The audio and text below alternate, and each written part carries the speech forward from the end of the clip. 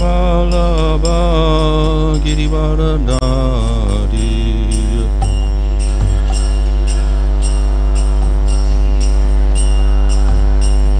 Yasodanandana Brattajana Ranjanayas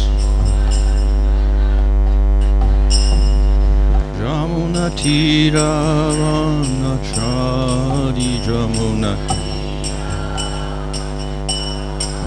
Jaya Radha Madhava Kunja Vihari Jaya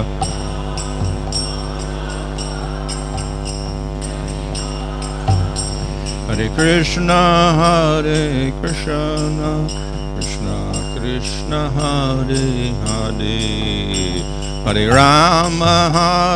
Rama Rama Rama Hare Hare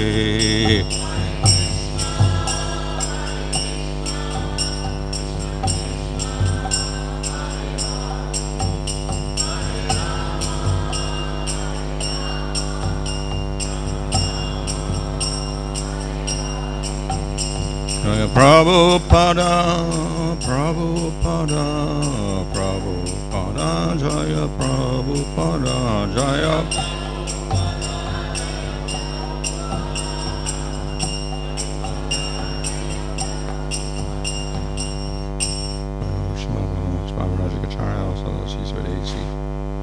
āyāsaḥ Prabhupada ki jai. Charīrasya Thakur ki jai. Prem se Gaho Sri Krishna Chaitanya Prabhu Nityananda Sri Advaita Gadadhar Shri Gaur Bhakta Vrinda ki jai. Sri Radha Krishna Gopa Shama Kundarada Padda Giri Govardhan ki jai. Sri Vrindavan ki jai. Navadvipam ki jai. Ganga Jamuna Tulsi Bhakta Devi ki jai. Ananda Koti Vaishnava Vrinda ki jai. Samaveta Bhakta Vrinda ki jai. Go Premanandi. All glory say some of the devotees. All glory say some of the devotees. All glory to some of the devotees, all glory to Sri Guru and Sri Gauranga, all glory to Srila Prabhupada. Om Namo Bhagavate Vasudevaya. Om Namo Bhagavate Vasudevaya. Om Namo Bhagavate Vasudevaya.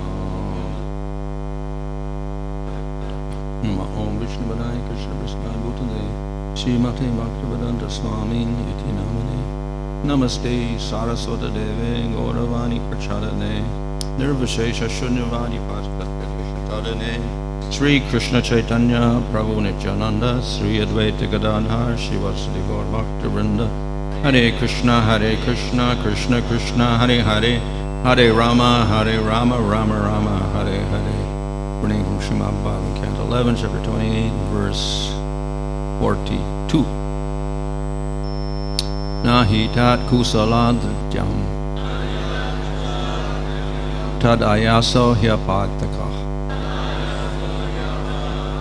anta-vattvāt charīrasya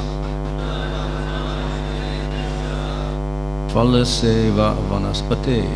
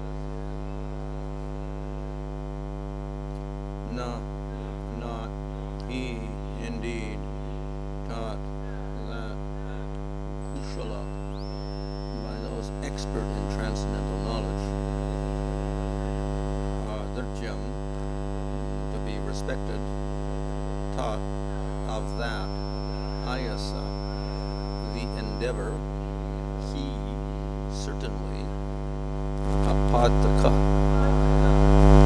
useless, anta-vattvāt, because of being subject to destruction, charīrasya, part of the material body, phalasya, of the fruit, just as vanaspateḥ, of a tree. Translation: this mystic bodily perfection is not valued very highly by those expert in transcendental knowledge. Indeed, they consider endeavor for such perfection useless, since the soul, like a tree, is permanent, but the body, like a tree's fruit, is subject to destruction. Purport: the example given here is of a tree that seasonally bears fruit. The fruit exists for a very short time, whereas the tree may exist for thousands of years. Similarly, the spirit soul is eternal, whereas the material body, even when preserved as long as possible, is destroyed relatively quickly. The body should never be equated with the eternally existing spirit soul. Those who are actually intelligent, who actually have spiritual knowledge, are not interested in material mystic perfections.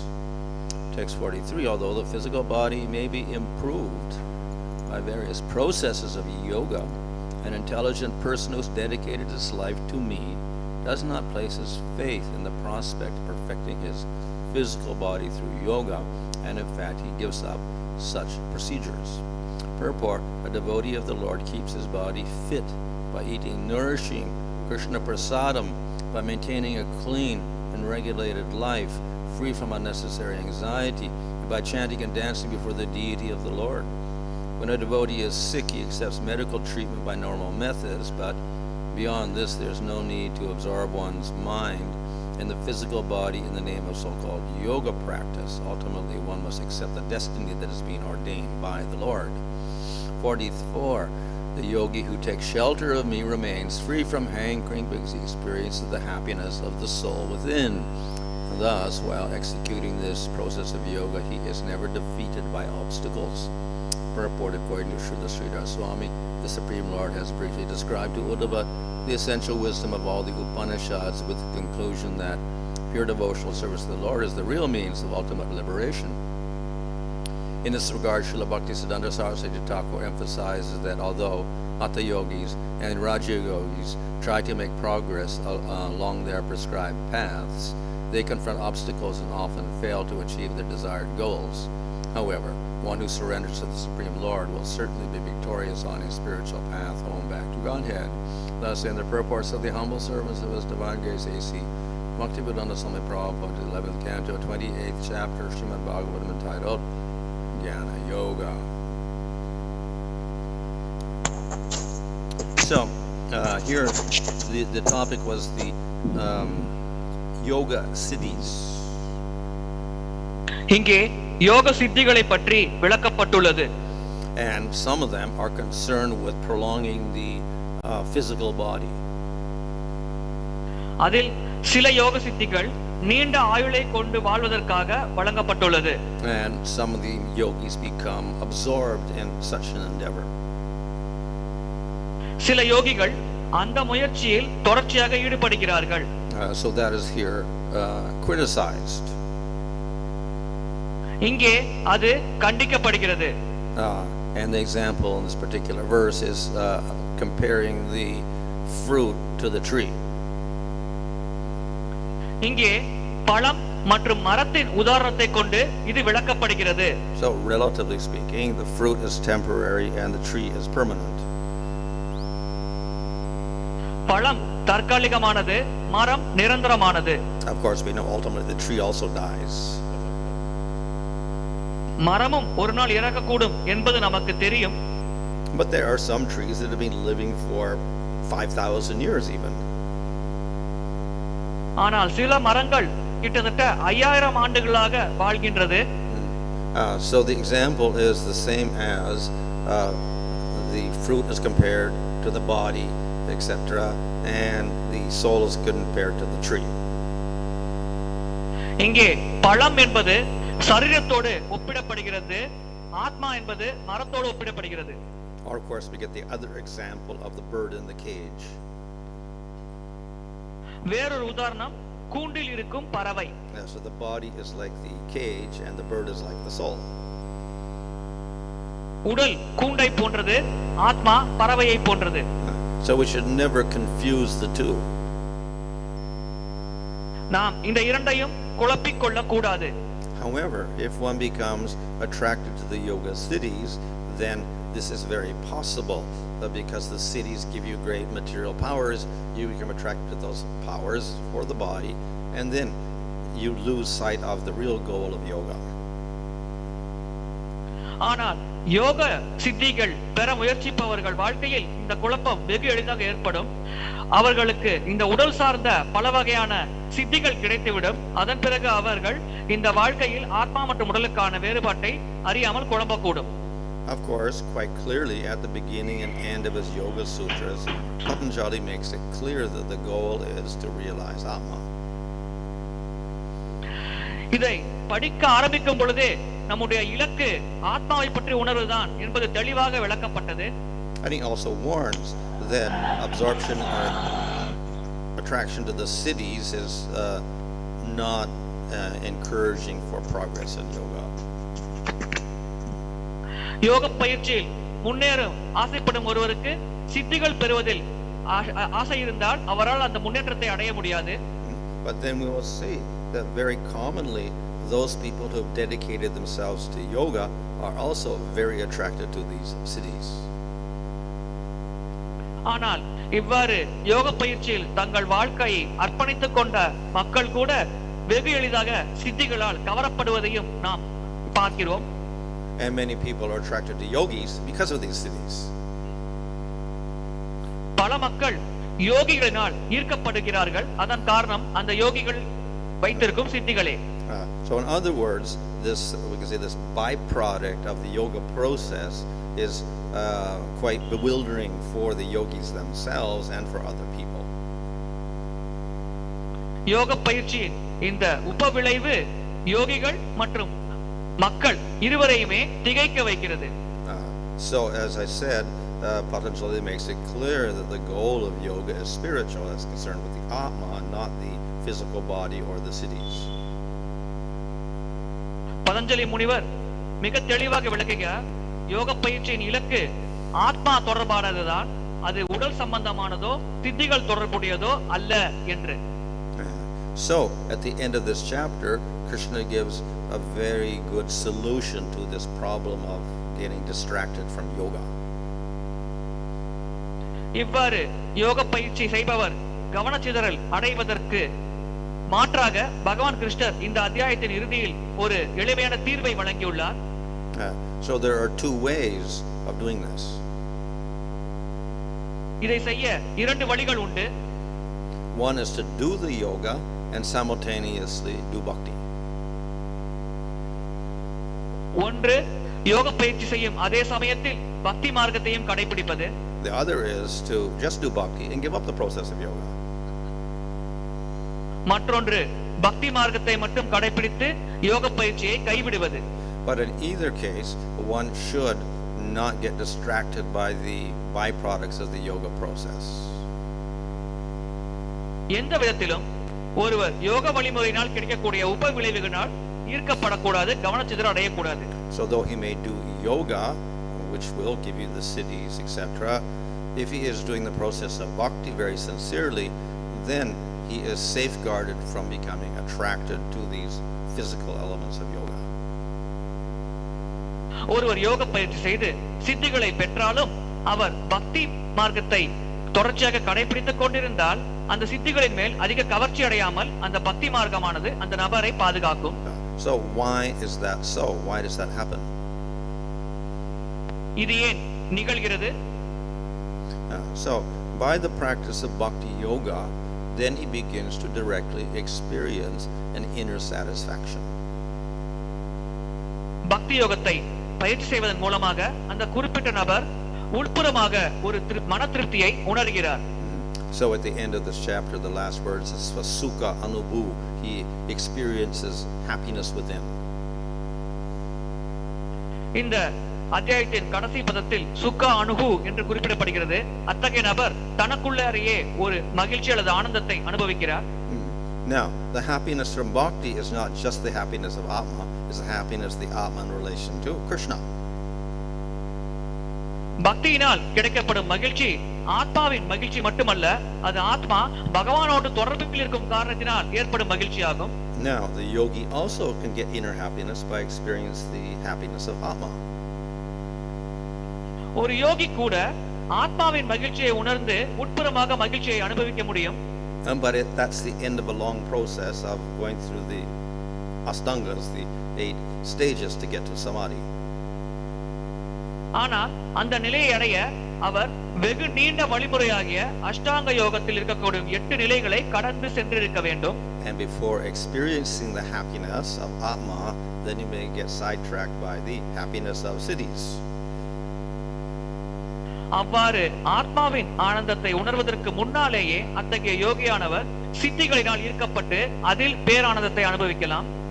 So by doing the process of bhakti very early, we realize, not at the end when we get samadhi, but very early we realize the importance of the inner happiness rather than outer happiness or happiness of the body. பக்தி மார்க்கத்தில் வெகு விரைவிலேயே ஒருவர் உட்புறமான ஆனந்தத்தை அனுபவிக்கிறார். மாறாக மற்ற யோக பயிற்சியின் இறுதியில் தான் ஒருவர் உடல் மற்றும் மனம் சார்ந்த ஆனந்தத்தை அனுபவிக்கிறார். பக்தியில் அது ஆரம்பத்திலேயே ஒருவருக்கு கிடைத்து விடுகிறது. And because of the inner happiness, then we are not much interested in the happiness of the body. அவ்வாறு உட்புறமாக ஆனந்தம் அனுபவிக்கும் காரணத்தினால் அத்தகைய பக்தர் உடல் சார்ந்த ஆனந்தத்தை அனுபவிக்க ஆசைப்படுவதில்லை. And thus, while practicing bhakti, that person is not much interested in getting these different siddhis or enjoying them. எனவே பக்தியை பயிற்சி செய்யும் ஒருவர் சித்திகளை பெறுவதிலோ அதன் மூலமாக ஆனந்தத்தை அனுபவிப்பதிலோ எந்த விதமான ஆர்வமும் காட்டுவதில்லை. This of course is a process of bhakti mixed with yoga. உண்மையில் இது யோக மிஸ்ர பக்தி என்று அழைக்கப்படுகிறது. That can be of 2 types. இது 2 வகைப்படும். One is yoga with a little bhakti. ஒன்று யோகம் பிரதானமாக செய்யப்பட்டு சிறிதளவு பக்தி செய்வது. The other is mostly bhakti with a little yoga. மற்றொன்று பக்தி பிரதானமாக செய்து சிறிதளவு யோகா செய்வது. So when it is mostly bhakti with a little yoga, we call it yoga misra bhakti. பெரும்பாலாக பக்தி செய்து சிறிதளவு யோகம் கலந்திருந்தால் அதை நாம் யோக மிஸ்ர பக்தி என்று அழைக்கிறோம். So this can lead us eventually up to charīrasya.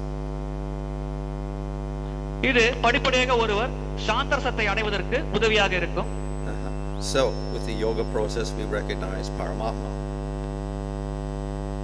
யோக வழிமுறை மூலமாக நாம் பரமாத்மாவை உணர்கிறோம். But there is no bhakti. ஆனால் அங்கே பக்தி இருப்பதில்லை. The process of bhakti is with Bhagavan. பக்தி வழிமுறை பகவானிடம் இருக்கிறது. So therefore yoga in itself cannot give you charīrasya. எனவே யோக பயிற்சி தனிப்பட்ட முறையில் உங்களுக்கு சாந்தரசத்தை வழங்க முடியாது.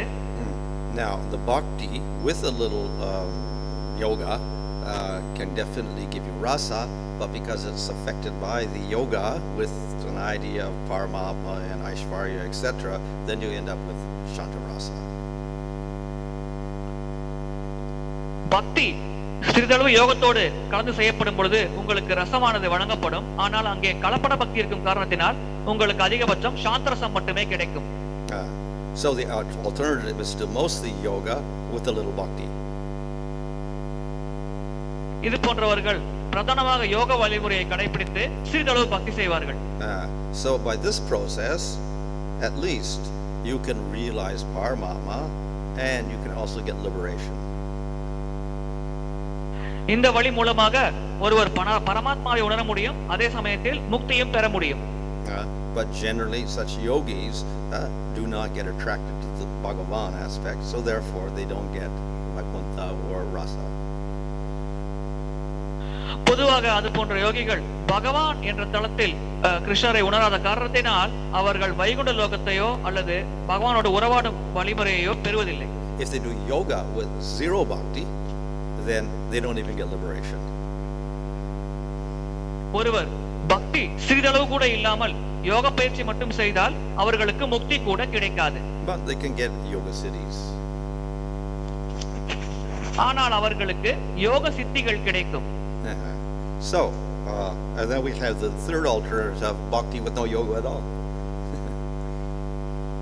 இதன் காரணமாகவே மூன்றாவதாக நாம் பக்தி மட்டும் செய்து யோக பயிற்சி செய்யாமல் இருக்கும் வழிமுறையையும் உபதேசிக்கிறோம். So, bhakti with no yoga can also give different results. யோக பயிற்சியே இல்லாமல் செய்யும் பக்தி கூட வெவ்வேறு விளைவுகளை தரலாம். If it is pure bhakti, then we get prema. அது தூய பக்தியாக இருந்தால் நமக்கு பிரேமை கிடைக்கும். So we get higher rasas like dasya, sakya, vatsalya, madhurya. உயர்ந்த ரசங்களாகிய தாஸ்யம், சக்கியம், வாத்சல்யம், மாதுரியம் போன்ற ரசங்களை நாம் பெறலாம். If we do not do yoga or mix it with material desires or gross material karmas or other processes or even jnana yoga, but we still have desires without the processes mixed in, still we don't get that prema. நாம் இவ்வாறு மற்ற வழிகளோடு கலப்படம் செய்யாமல் தனிப்படையாக பக்தி மட்டும் செய்து கொண்டிருந்தாலும் சிறிதளவு நம்மிடம் பௌதிக ஆசைகள் இருந்தால் கூட நமக்கு பிரேமையானது கிடைக்காது. In other words, unless it is āyāsaḥ shunya, then we don't get to the stage of prema with dasya, sakya, vatsalya. அந்யாபிலாஷ சூன்ய என்ற ஒரு நிலையில் பக்தி செய்யாமல் நம்மால் பிரேமை நிலையை அடைய முடியாது. So this is the bhakti without other processes and without any other desire. That's the best process. That is pure bhakti. எனவே வேறு பௌதிக ஆசைகள் எதுவும் இல்லாமல் வேறு வழிமுறைகளை எதையும் கலக்காமல் தூய பக்தி செய்வதே மிக சிறந்த வழிமுறையாகும். But we can also do the pure bhakti along with the yoga or the jnana or the karma, as long as there's no mixture of desires with it. அதே சமயத்தில் நாம் தூய பக்தி வழிமுறையை யோக வழிமுறை, ஞான வழிமுறை, கர்ம வழிமுறையோடு சேர்த்து செய்யலாம். ஆனால் நம்மிடம் பௌதிகமான ஆசைகள் இருக்கக்கூடாது. And we can get same result. We can get prema. அவ்வாறு செய்யும் பொழுது கூட நமக்கு பிரேமை என்ற அதே உயர்ந்த இலக்கானது கிடைக்கும். So thus we find great devotees like Ambarish or Dhruva or whatever. They did their karma yoga, their kings and whatever, Yudhishthira, they did all their karma yoga duties. No attachment at all, just to set example for others. And they were just involved in, ultimately their main process was bhakti, and they didn't contaminate it with any material desires. இதன் காரணமாகவே சிறந்த பக்தர்களாகிய துருவ மகாராஜர், அம்பரீஷ் மகாராஜர் போன்றவர்கள் வெளிப்புறமாக கர்மயோகத்தில் செயல்வது போல் தெரிந்தார்கள். அவர்களுக்கு விதிக்கப்பட்ட கடமைகள் செய்தார்கள். இருப்பினும் அவர்கள் தீவிரமாக பக்தி பயிற்சியில் ஈடுபட்டுக் கொண்டு இருந்தார்கள். இதன் காரணமாக அவர்கள் மற்றவர்களுக்கு உதாரணமாக இருந்தார்கள். Similarly, we find the devotees of Lord Chaitanya in general perform karma yoga also. அதே போல்தான் பகவான் சைத்தன்யரின் அடிச்சுவடை பின்பற்றுபவர்கள் கூட கர்மயோகத்தை கடைபிடிப்பதை நாம் பார்க்கிறோம். Most of his followers were grihastas, so they followed grihasta dharma, varnashram system, so they did karma yoga. அவரை பின்பற்றுபவர்கள் பெரும்பாலானோர் கிரகஸ்தர்களாக இருக்கும் காரணத்தினால் அவர்கள் கிரகஸ்த தர்மம், வர்ணாசிரம தர்மம், கர்மயோகம் போன்றவற்றை கடைபிடித்தார்கள். But they never let that contaminate their pure bhakti. ஆனால் இதன் மூலமாக அவர்களின் தூய பக்தி கலப்படம் அடையாமல் அவர்கள் பார்த்து கொண்டார்கள். So therefore there are various ways in which we can do bhakti, but we should choose the bhakti where it is not contaminated. எனவே பல வழிகளில் நாம் பக்தியை பயிற்சி செய்யலாம். ஆனால் அந்த வழியின் மூலமாக நம்முடைய பக்தி கலங்கப்படாமல் இருக்க வேண்டும் என்பதில் நாம் மிக மிக கவனமாக இருக்க வேண்டும்.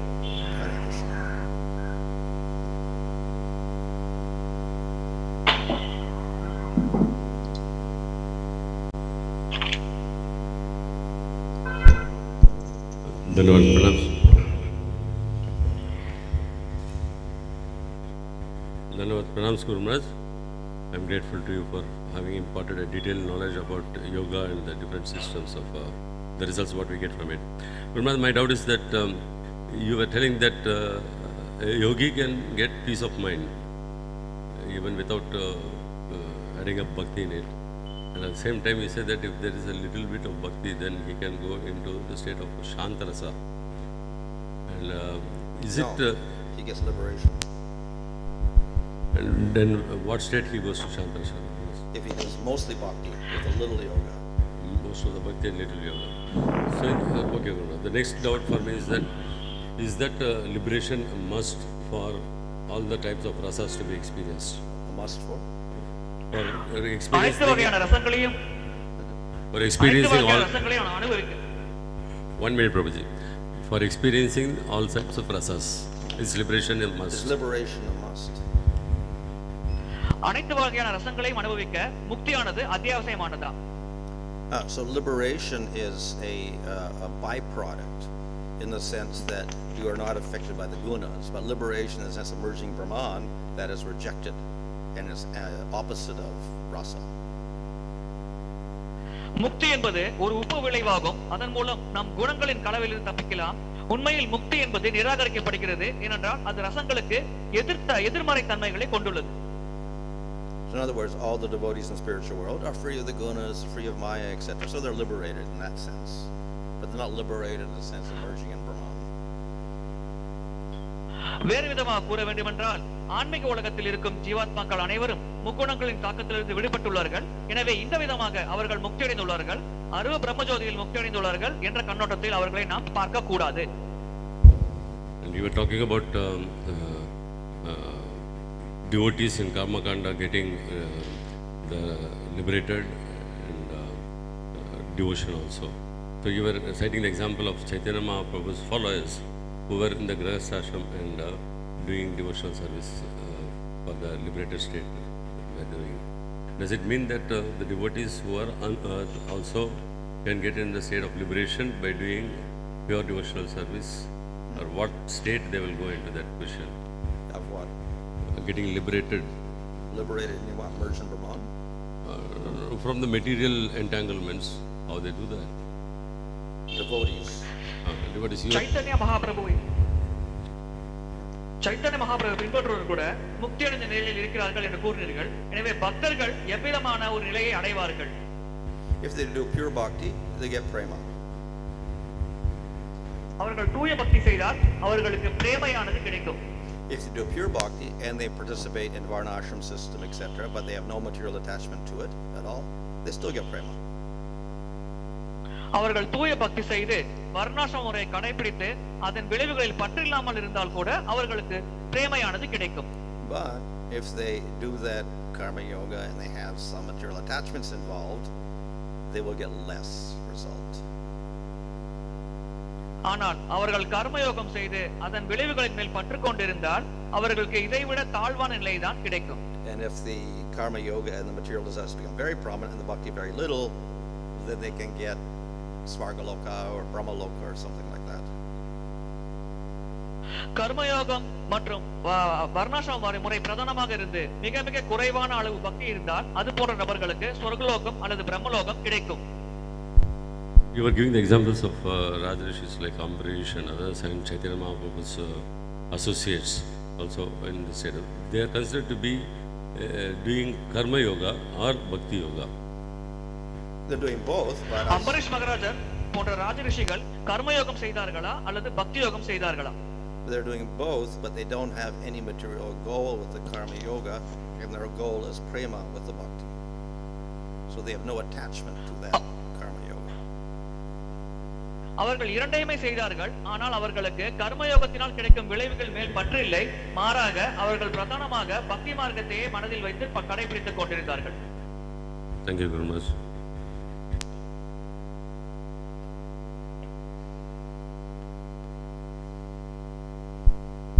We find sometimes devotees practicing severe austerities, like too much fasting or too much feasting. But if you see in the purport of the text 43 last line, ultimately one must accept the destiny that has been ordained by the Lord. So how to understand this in the extremes? Can you just take Krishna will take care of me, or he has to be intelligent? How to balance his life? சில சமயம் சில சமயம் பக்தர்கள் அதிகமாக பிரசாதத்தை எடுத்துக்கொள்கிறார்கள், சில சமயம் மிக அதிகமாக விரதங்களை அனுஷ்டிக்கிறார்கள். எனவே இந்த பதத்தின் கடைசி வரியில் பகவானால் நியமிக்கப்பட்ட அனைத்தையும் நாம் ஏற்க வேண்டும் என்று கூறப்பட்டுள்ளது. இதை நாம் எப்படி புரிந்து கொள்வது? Well, in the first 10 angas of bhakti, among the 64 angas, the first 10 are the preliminary angas. One of the angas is that one should be take what is necessary in the material world to maintain the body so he can serve Krishna. பக்தியின் 64 அங்கங்களில் மிக முக்கியமான 10 அங்கங்களில் ஒன்று, ஒருவர் பகவான் கிருஷ்ணருக்கு சேவை செய்ய என்னென்ன தேவையோ அவை அனைத்தையும் இந்த பௌதிக உலகத்தில் ஏற்றுக்கொள்ள வேண்டும் என்று கொடுக்கப்பட்டுள்ளது. So the implication of that statement is if you take less and you do extreme austerities and then you don't maintain your body properly, that's not proper. This is the introductory anga of bhakti. இதன் பொருள், நீங்கள் உங்களுக்கு தேவையான அளவை விட குறைவாக எடுத்துக்கொண்டு தீவிரமாக விரதங்களை அனுஷ்டித்தால் அது பக்தியை நீங்கள் சரிவர செய்யாமல் இருக்கிறதற்கு வழிவகுக்கக்கூடும். And then if you take too much, again that's against the proper order. அதே சமயத்தில் அதிகமாக நாம் எடுத்துக்கொண்டாலும் அது சட்டதிட்டங்களுக்கு எதிரான ஒரு செயலாகும்.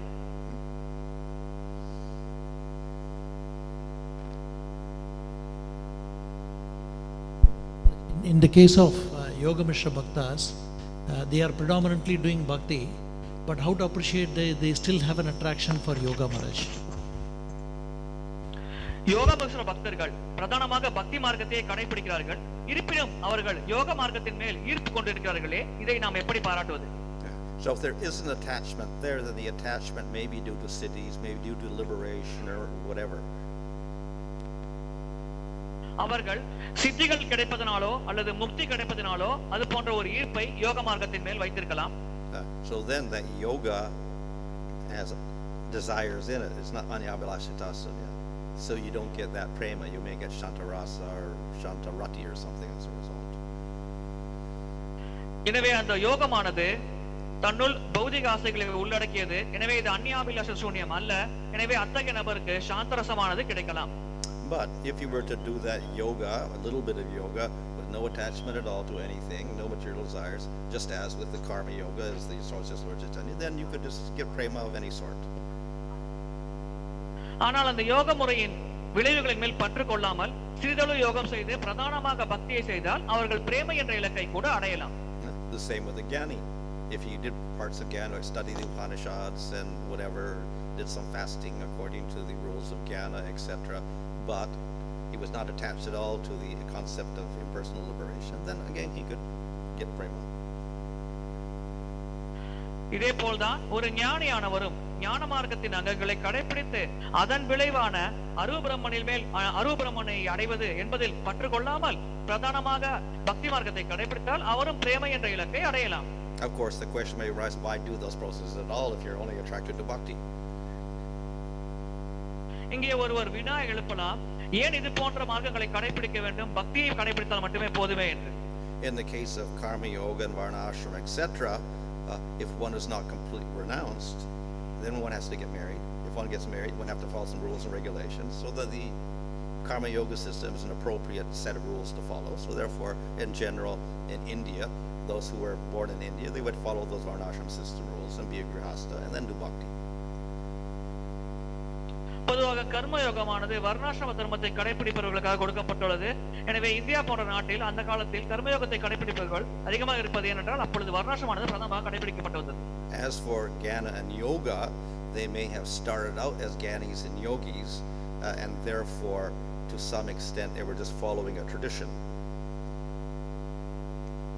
ஞானம் மற்றும் யோக மார்க்கத்தை பொறுத்தவரையில் அவர்கள் தொடக்கத்தில் ஞான மார்க்கம் மற்றும் யோக மார்க்கத்தை தெளிவாக கடைபிடித்து ஒரு குறிப்பிட்ட அளவு வரை அவர்களானது பாரம்பரியமான வழிமுறையை கடைபிடித்திருப்பார்கள்.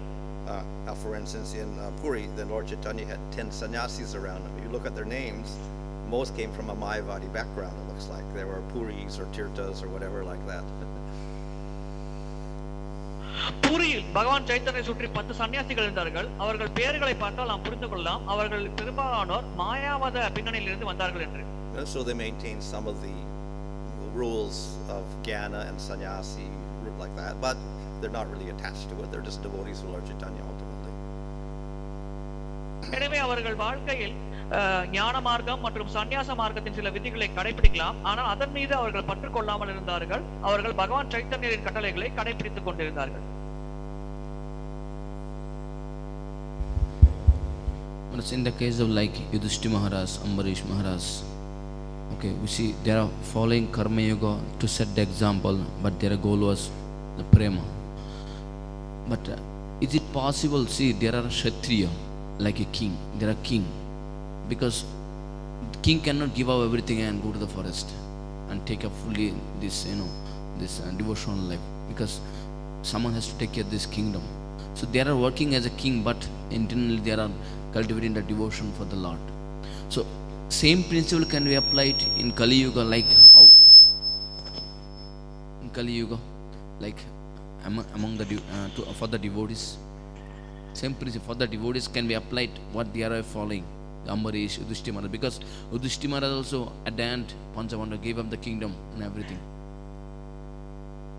So you're asking if we should follow Ambareesh மகாராஜர், Yudhishthira மகாராஜர் போன்ற மன்னர்கள் ராஜ்யத்தை ஆண்டு கொண்டிருக்கும் பொழுது கர்ம மார்க்கத்தை கடைபிடித்தார்கள், அதே சமயத்தில் பக்தி யோகத்திலும் ஈடுபட்டார்கள். எனவே இதே கோட்பாட்டை கலியுகத்தில் இருக்கும் ஒரு மக்களானவர்கள் கடைபிடிக்க சாத்தியம் உண்டா? So especially for grihastas, people who are married, then they do have to follow some rules.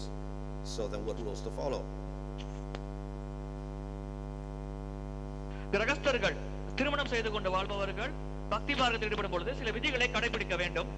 So generally in India at least they follow the varnashram system. பொதுவாக இந்தியாவில் குறைந்தபட்சம் வர்ணாசிரம தர்மத்தை கடைபிடிக்கிறார்கள். But they did not follow the desires, artha, dharma, kama, or moksha. They didn't follow that part. ஆனால் அவர்கள் அந்த ஆசைகளான அர்த்த தர்ம காம மோட்சத்தை பின்பற்றவில்லை. So if they take sannyas, their goal is not moksha. ஒருவர் சந்நியாசம் ஏற்றால் அவர்களின் இலக்கு மோட்சமாக இருந்ததில்லை. And if the grihastas are not trying to get artha and kama. அதே சமயத்தில் கிரகஸ்தர்கள் கூட அர்த்தம் மற்றும் காமத்தை அடைய முயற்சி செய்யவில்லை. But they're only following the rules to maintain family. That's all. குடும்பத்தை பராமரிப்பதற்காகவே அவர்கள் விதிகளை பின்பற்றினார்கள். And then they'll avoid those aspects which are contradictory to bhakti. பக்திக்கு முரண்பாடான விஷயங்களை அவர்கள் தவிர்த்தார்கள். So to that extent they would follow. அந்த அளவிற்கு ஒருவர் கடைபிடிக்க முடியும். See Maharaj, one ashram there are 4 ashramas. The Brahmachari Grihasthas. First thing is that those who became Grihasthas, they didn't follow the first ashram at all. No Brahmacharis. So Brahmachari means like a teaching, learning. But that is not there. Then how that the Grihastha will succeed in following the Grihastha ashrama? How you can succeed without the brahmacharya ashrama? Yeah. வர்ணாசிரமத்தில் 4 நிலைகள் உள்ளது. பிரம்மச்சரிய, கிரகஸ்த, வானப்பிரஸ்த, சந்நியாச. தற்பொழுது பிரம்மச்சாரி வாழ்க்கையை சரிவர கடைபிடிக்காமலே ஒருவர் கிரகஸ்த ஆசிரத்தில் நுழைகிறார். எனவே அவ்வாறு இருக்கையில் அவர் எப்படி வெற்றிகரமாக வர்ணாசிரம தர்மத்தை கடைபிடிக்க முடியும்? Well, the brahmacharya ashram is particularly emphasized for the brahmana. பிரம்மச்சரிய ஆசிரமானது குறிப்பாக பிராமணர்களுக்காக பரிந்துரை செய்யப்பட்டது. And then for the kshatriyas and vaishyas, they may go for a week, a year, one day, or whatever. They had various alternatives. One day brahmachari, then get married, or something like that. That's their system. பொதுவாக சத்திரியர்கள், வைஷ்யர்கள் ஒரு வார பிரம்மச்சாரியம், ஒரு நாள் பிரம்மச்சாரியம் போன்ற பிரம்மச்சாரியத்தை கடைபிடித்து விட்டு அதன் பிறகு திருமணம் செய்து கொள்வது வழக்கமாக இருந்தது. Of course, we say Krishna, he went for several months. கிருஷ்ணர் பல மாதங்கள் பிரம்மச்சரியம் கடைபிடித்ததாகவும் கூறப்படுகிறது. So there's adjustment according to varna for the brahmachari life. எனவே பிரம்மச்சரியத்தை கடைபிடிப்பது ஒவ்வொரு வர்ணத்திற்கு ஏற்றாற்போல் சற்று மாற்றத்திற்கு உட்படுகிறது. So yes, necessary in order to do grihastha life properly.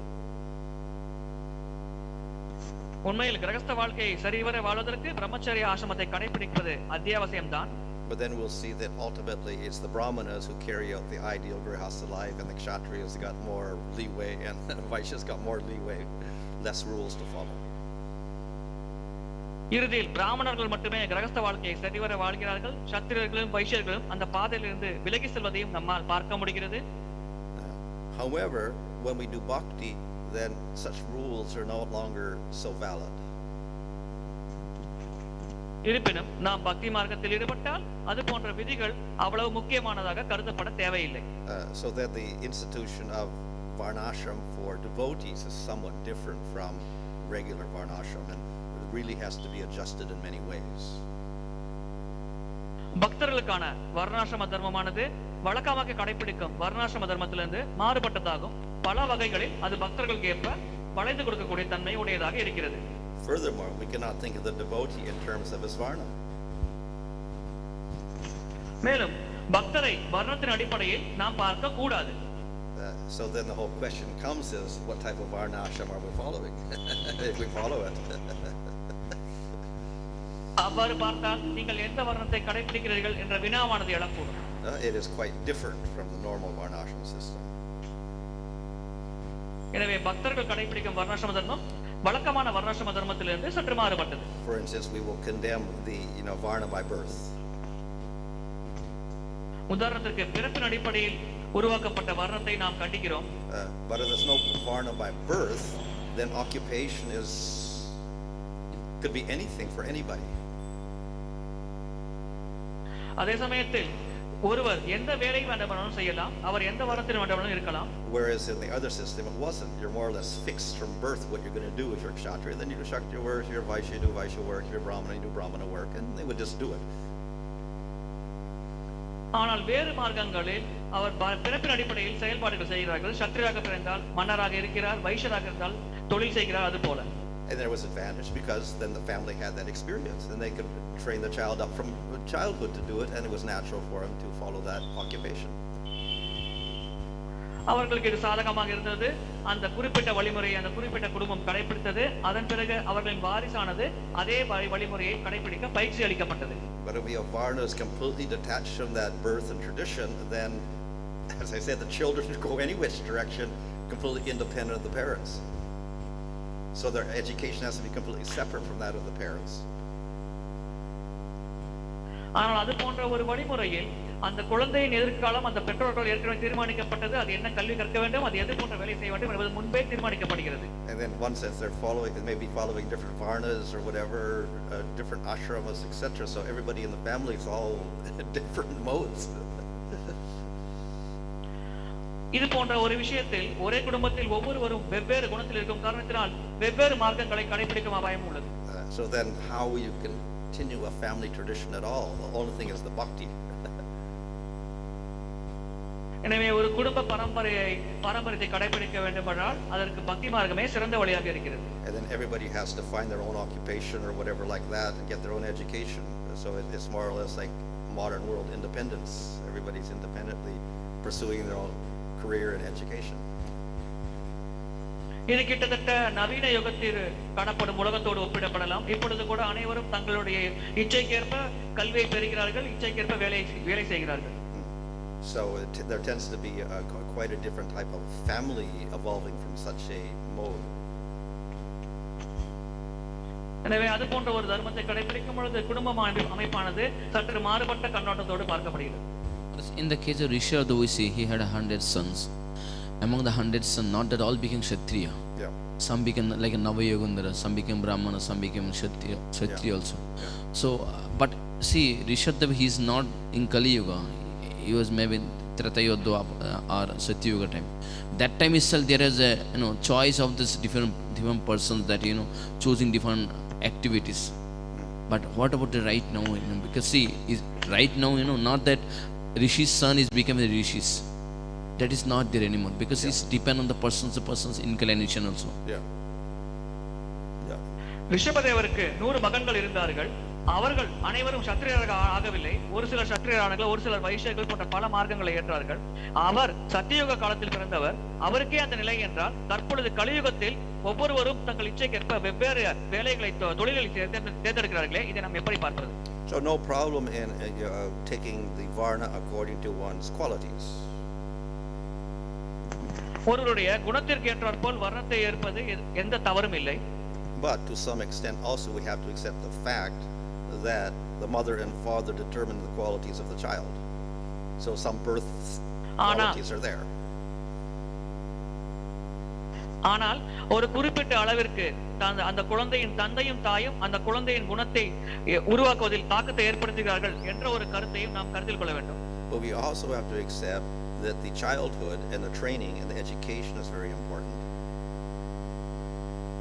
அதே சமயத்தில் அந்த குழந்தைக்கு பயிற்சியும் கல்வியும் வழங்கப்பட வேண்டும். இது முக்கியமானது என்பதையும் நாம் ஏற்க வேண்டும். So if the proper training is there, proper education is there, the proper birth, then it's more predictable what the varna would be.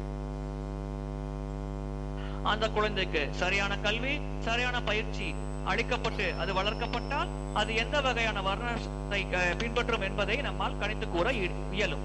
So Bhakti Thakur says in Kali Yuga, then the birth is less important and not so much emphasis as in previous ages. ஆனால் கலியுகத்தை பொறுத்தவரையில் பிறப்பானது மிக மிக குறைவான முக்கியத்துவம் வாய்ந்ததாக கருதப்படுகிறது. அது முந்தைய யுகங்களில் தான் முக்கியத்துவம் வாய்ந்ததாக கருதப்பட்டது. And thus we cannot simply label a varna based on the family or birth. ஒருவர் பிறந்திருக்கும் குடும்பத்தின் அடிப்படையில் அவர் இந்த வர்ணத்தை சேர்ந்தவர் என்று நாம் முத்திரை குத்த முடியாது. So then the quality of the person when they are mature, the adult, 20 years old or whatever, should be observed, and according to that then one would decide varna and occupation. ஒருவர் வளர்ந்த பிறகு ஒரு 20-25 வயது அடைந்த பிறகு அவர் எந்த போன்ற குணத்தை உடையவர் என்பதை ஆராய்ந்த பிறகே அவர் எந்த வர்ணத்தை சார்ந்தவர் என்று நாம் கூற முடியும். However, that's a little late in the modern world because you get educated before that. So it's a little bit, the whole thing is confused these days. The whole system is very difficult to follow. ஆனால் நவீன காலத்தில் 20 வயதிற்கு முன்பே ஒருவர் கல்வியை பெற்று முடித்து விடுகிறார். எனவே அந்த ஒரு நிலையில் அவரின் வர்ணத்தை நிர்ணயிப்பது சற்று காலம் கடத்தி செய்யப்படும் செயலாக கருதப்படுகிறது. So how to institute a varnashram system in ISKCON or whatever is a very, very, it's very chancy, complicated affair to follow because there's so many factors involved. எனவே இது போன்ற ஒரு சூழ்நிலையில் வர்ணாசிரம தர்மத்தை கடைபிடிப்பது மிக மிக கடினமாக இருக்கிறது. இங்கே பல குழப்பங்கள் இருக்கிறது. The ultimate solution is depend on Krishna. இதற்கான இறுதியான தீர்வு ஒருவர் கிருஷ்ணரை சார்ந்து இருக்க வேண்டும். So Lord Chaitanya says Harinama eva kevalam. He doesn't talk about varnashram kevalam or anything. பகவான் சைத்தன்யர் ஹரேர் நாமேவ கேவலம் என்று கூறினார். அவர் வர்ணத்தை பற்றியோ ஆசிரமத்தை பற்றியோ எதுவும் கூறவில்லை. So whatever is useful for us we can use, but we can't try to imitate something which is impractical also. நமக்கு எது பயனுள்ளதாக இருக்கிறதோ அதை மட்டும் நாம் கடைபிடிக்கலாம். நாம் எதையும் நகல் செய்ய முயற்சிக்க தேவையில்லை. Now we see the pro-Varnashram devotees in ISKCON. They try to quote many places where Prabhupada wants Varnashram college, set a Varnashram. Yeah. How to understand that? Yeah. But then what does he mean by Varnashram? Then we also, what does that mean for him? வர்ணாசிரம தர்மத்தை கடைபிடிக்க விரும்புபவர்கள் அது போன்ற ஒரு கல்வி நிறுவனத்தை இயக்க வேண்டும் என்று கூறுகிறார்களே, இதை எப்படி புரிந்து கொள்வது என்பது கேள்வி. அதற்கு மகாராஜர் என்பதில் அவர்கள் வர்ணாசிரமம் என்று எதை குறிப்பிட்டார்கள் என்பதை நாம் கருத்தில் கொள்ள வேண்டும். So obviously it's not varna based on birth. அவர்கள் பிறப்பின் அடிப்படையிலான வர்ணத்தை பற்றி பேசவில்லை. So if it's varna based on education, then we have a college or an educational system to give you an occupation. So it's like a normal university then. Engineering, medical, business, management. What's the difference? அது கல்வி தகுதியின் அடிப்படையில் வர்ணாசிரமம் என்றால் அதில் பல்வேறு கல்வி தகுதி இருக்கிறது. ஒருவர் மருத்துவராகலாம், ஒருவர் பொறியாளராகலாம். இதில் என்ன வேறுபாடை நாம் காண முடியும்? Or does it mean not the varna as such, but the other actions? ஆனால் வர்ணத்தை அப்படியே ஏற்காமல் அவர் செய்யும் செயல்பாட்டின் அடிப்படையில் இது போன்ற ஒரு பாகுபாட்டை ஏற்படுத்தலாம். So as part of the varnashram culture we have nitya and naimitya kriyas. So this is typically the brahmanas and kshatriyas and some of the vaishyas, they will follow these daily activities.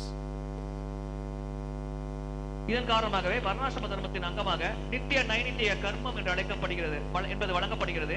பிராமணர்களுக்கு ஒன்று, வைஷ்யர்களுக்கு ஒன்று என்று பல வகையாக இவ்வாறு இந்த நித்திய நைநித்திய கர்மமானது வழங்கப்படுகிறது. But if we were to strictly follow those, then everyone is you're a smarta. Because basically that's what the smartas do. But that's what they do in the varnashram system. ஆனால் இதை நாம் கடைபிடித்தால் அனைவரும் நம்மை ஸ்மார்த்தர்கள் என்று கூறுவார்கள். ஏனென்றால் பொதுவாக ஸ்மார்த்தர்கள் தான் இது போன்ற செயலில் ஈடுபடுவார்கள். So then what aspects of varnashram, when we say varnashram college, what do we mean by that? வர்ணாசிரமம் என்பதை எதன் அடிப்படையில் நாம் புரிந்து கொள்கிறோம், அதை நாம் எப்படி எதன் அடிப்படையில் குறிப்பிடுகிறோம்? So sometimes Prabhupada said, okay, we just established varnashram. Other times when he was asked about it, it says, just chant Hare Krishna. சில சமயங்களில் பிரபுபாதர் அந்த வர்ணாசிரம கடமைகளை பற்றி கூறுகிறார். பல சமயங்களில் அவர் அதை பற்றி வினா எழுப்பப்படும் பொழுது ஹரே கிருஷ்ண மந்திரத்தை ஜபியுங்கள் என்றே உபதேசிக்கிறார். So Prabhupada was talking about samskars, and so then someone talks, okay, so we should follow the Govardhan samskar according to Manu Samhita, and then Prabhupada said, no, just chant Hare Krishna. So சம்ஸ்காரத்தை பற்றி பிரபுபாதர் குறிப்பிடுகையில் கர்ப்பதான சம்ஸ்காரத்தை பற்றி விதிமுறைகளை விளக்கினார். அதே சமயத்தில் அவர் கூறினார், ஹரே கிருஷ்ண மந்திரத்தை ஜபியுங்கள், அது மட்டும் போதுமானது என்றும் அவர் பரிந்துரை செய்தார். So then, what does he mean by that varnashram? Is bhakti, mostly bhakti with the little rules and regulations or something of the varnashrama culture, but how much we don't know. அவர் பொறுத்தவரை வர்ணாசிரமம் என்று அவர் குறிப்பிட்டது பெரும்பாலாக பக்தி மார்க்கத்தை கடைபிடிப்பது, சிறிதளவு வர்ணாசிரம விதிகளை கடைபிடிப்பது என்ற கண்ணோட்டத்திலேயே அவர் குறிப்பிடுகிறார். ஆனால் அவர் தெளிவாக எதன் அடிப்படையில் கூறினார் என்பதை நம்மால் புரிந்து கொள்ள முடியாது. He says Chaturvanya Maya system, Guna Karma. Why can't we establish Varnashram system according to Guna Karma? It's called being Guna Karma. Guna, character. In our institution, we have certain devotees who like to be management. Some are Brahminical qualities, some are Vaishya business mentality. Well, usually it happens anyway. It looks like that automatically anyway, because if the Brahmana type person does management work, he fails, so they kick him out. But if you're intelligent enough, before itself we can recognize and classify those, and it will be more productive. We could do that to some degree, but then someone may challenge who's judging that. And then 10 years later, they'll blame the person. You gave me the wrong thing. Now I wasted 10 years of my life. We can observe the activities. After some time, the way he acts, so after some time, but then it's too late because he's wasted 10 years of his life. Somebody else makes the decision, you have to do this. Later on, he says, I don't want to do this. And then you get blamed for that. So it's problematic. But if you just keep chanting Hare Krishna, not follow the rules, that society may go in a complete different way. Everyone will do in a completely different direction. At least they bear the responsibility for their own choices and they can't blame anybody. But if you start telling people what to do, you get blamed later on for that. So that's the problem also. Who's the authority? In the regular family, it's the father, and no one would challenge that. But now it's not the father, and if it's a temple president, then he's going to get blamed for whatever he tells the people in the temple. But in ISKCON, we have a different system. We have a guru is there and senior devotees. Yeah, the guru will get blamed also if he tells him you have to do this, and then later on he discovers he's not a Brahmana, he's a Vaishya, then they'll blame the guru. So I don't know if we want that. And the things that people will change over life also. They'll change when they're 10 years old, they're different from when they're 20. They're changed when they're 30, suddenly they became different. And when they're 40, they're different again. So that's another thing which is quite remarkable, especially in the modern world. குணம் மற்றும் வர்ணத்தின் அடிப்படையில் செயல்களை செய்வதை இஸ்கானில் இருக்கும் அங்க உறுப்பினர்கள் கூட வழங்கலாமா என்பது கேள்வி. அதற்கு மகாராஜன் பதில், அவ்வாறு செய்ய முடியாது. ஏனென்றால் ஒரு குறிப்பிட்ட குணத்தில் 20 வயதில் ஒரு குணத்தில் இருக்கலாம், அதன் பிறகு 30 வயதில் ஒரு குணமானது மாறுபடலாம். எனவே இதன் அடிப்படையில் வேலைகள் தருவது இங்கே செயல்படாது என்பதாகும். So if you understand properly, what is applicable in different previous yuga cannot be applied in Kali Yuga. We have to understand that. Arjuna was complete Pakka Satriya, and he was able to do that service. Yeah. Well, in Kali Yuga, everything is to do varnashram like it was cannot be done because you don't even have the king. The king is not there, and he won't appear until the end of Kali Yuga. The Manu, descendant of Manu, is not there, so that you cannot really institute the varnashram system without the descendant of Manu. He is empowered by the Lord. He is a vibhuti of the Lord, and if he's not there, what can we expect to follow? Very piecemeal at best. கலியுகத்தில் மனுவின் ஆட்சி இருப்பதில்லை. மனு இல்லாமல் வர்ணாசிரம தர்மத்தை கடைபிடிப்பது என்பது மிக மிக கடினமாகும். ஏனென்றால் மனுவின் கண் பார்வையின் கீழ் தான் வர்ணாசிரம தர்மமானது முந்தைய யுகங்களில் கடைபிடிக்கப்பட்டு வந்தது. On the 6th of November, there are some people going to do a dharna. They're going to print 1 lakh Manusmriti slokas which are telling law of human society. The Manusmriti says about women, others. They want to prove to the society that the atheist don't go for Manusmriti, and if you follow Manusmriti, you'll go to hell, because Manusmriti is always putting women down, less intelligent. They're going to print 1 lakh booklets. Important. They just take important thing and distribute to their common people. Tell that, don't follow Manuspati. November 6ஆம் தேதி நாத்திகர்கள் எல்லாம் ஒன்று சேர்ந்து மனுசுத்தை கடைபிடிக்க வேண்டாம் என்று மக்களுக்கு அறிவுறுத்தும் வகையில் ஒரு புத்தகத்தை வெளியிட உள்ளார்கள். Online questions?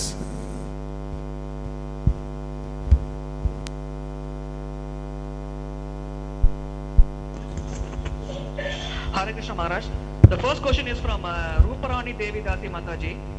In Bhagavad Gita 6.41, the Lord says, unsuccessful yogi takes birth in a righteous family or an aristocratic family. What kind of yogi is mentioned here? And if he is doing yoga mishra bhakti, how can he continue with this bhakti process if he takes birth in aristocratic family instead of a devotee family? One second, let me translate. ஒரு வெற்றி அடையாத யோகி என்பவர் பகவத்கீதை 6வது அத்தியாயம் 41 ஸ்லோகத்தில் பகவான் கூறுகிறார், தோல்வியடைந்த யோகி என்பவர் அடுத்த பிறவியில் ஒரு செல்வ செழிப்புள்ள குடும்பத்திலோ அல்லது பக்தியை கடைபிடிக்கும் குடும்பத்திலோ பிறப்பெடுப்பார் என்று இங்கே குறிப்பிடப்படுவது எவ்வகையான யோகியை பற்றி குறிப்பிடப்படுகிறது. அதே சமயத்தில் ஒருவர் மிஸ்ர பக்தி செய்து கொண்டிருந்தார், அவர் அந்த பக்தி மார்க்கத்தை அடுத்த பிறவியில் தொடர்ச்சியாக அந்த செல்வ செழிப்புள்ள குடும்பத்திலோ அல்லது பக்தர் குடும்பத்திலோ தொடர்ச்சியாக ஈடுபட்டு செய்ய முடியுமா? So those verses are about the person who falls from yoga. It doesn't say whether he's doing bhakti mixed with yoga, yoga mixed with bhakti, or only yoga. இங்கே யோக பயிற்சியில் வீழ்ச்சியடைந்த ஒருவரை பற்றிய குறிப்பிடப்படுகிறது. அது பக்தி மிஸ்ர யோகமா அல்லது யோக மிஸ்ர பக்தியா என்பதை பற்றி தெளிவாக எதுவும் குறிப்பிடப்படவில்லை. In any case, he doesn't go to hell. He doesn't get any sinful reaction for falling down. எந்த வகையிலும் அவர் நரகத்திற்கு செல்வதில்லை. அவர் இதை கடைபிடிப்பதன் காரணமாக எந்த விதமான பாவ விளைவிற்கும் உட்படுத்தப்படுவதில்லை. Rather, he gets some punya.